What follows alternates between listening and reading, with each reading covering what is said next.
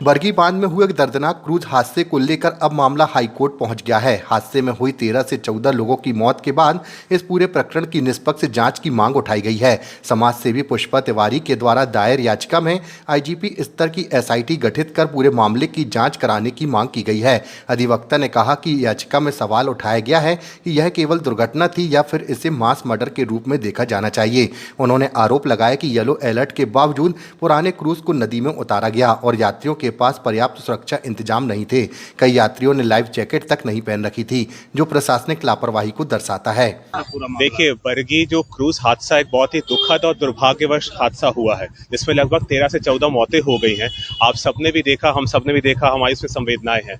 उसमें एक याचिका दायर की गई है, एक समाज सेविका है श्रीमती पुष्पा तिवारी, उनके द्वारा एक याचिका दायर की गई है, जिसमें उन्होंने याचिका में उन संपूर्ण जितने भी पॉइंट हैं उनको उठाया है और एक सख्त जांच की मांग की है, जिसमें एक आईजीपी स्तर की सिट बनाई जाए, जो स्पेशल इन्वेस्टिगेशन टीम होती है उसका गठन किया जाए और उसके द्वारा जांच करवाई जाए कि ये घटना वाकई में घटना थी, दुर्घटना थी, या आप इसको एक रूप में देखिए कि सब मास मर्डर।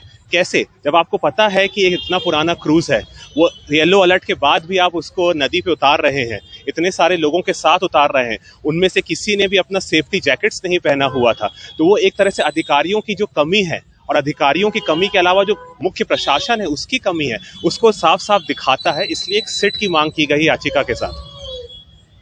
अगली सुनवाई कब है? अभी देखिए, इसकी जो सुनवाई होगी वो माननीय चीफ जस्टिस साहब की कोर्ट में होगी, अगले हफ्ते होगी। इसमें वो निर्देशित करेंगे राज्य शासन को।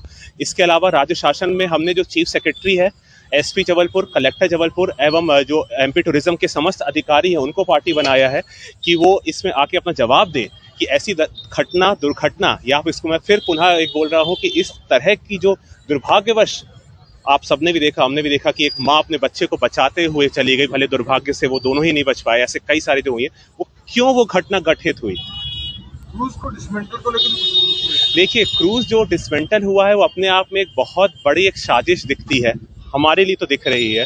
कैसे दिख रही है कि उसकी जांच होनी चाहिए थी। आपको इतनी हड़बड़ी क्या थी कि आप नदी से निकाले हैं और पूरे के पूरे क्रूज को आपने तुरंत डिसमेंटल कर दिया। आप रुक सकते थे। आप कई उनके अधिकारी ये बोल रहे हैं कि वो क्रूज इस रूप में था कि उसको वापस चलाया जा सकता था, फिर डिसमेंटल की क्या आवश्यकता हो गई। ये भी अपने आप में एक बहुत बड़ा संदेह पैदा करता है। आपका नाम? मैं अधिवक्ता गोपेश यश तिवारी हूँ। मैंने ही श्रीमती पुष्पा अशोक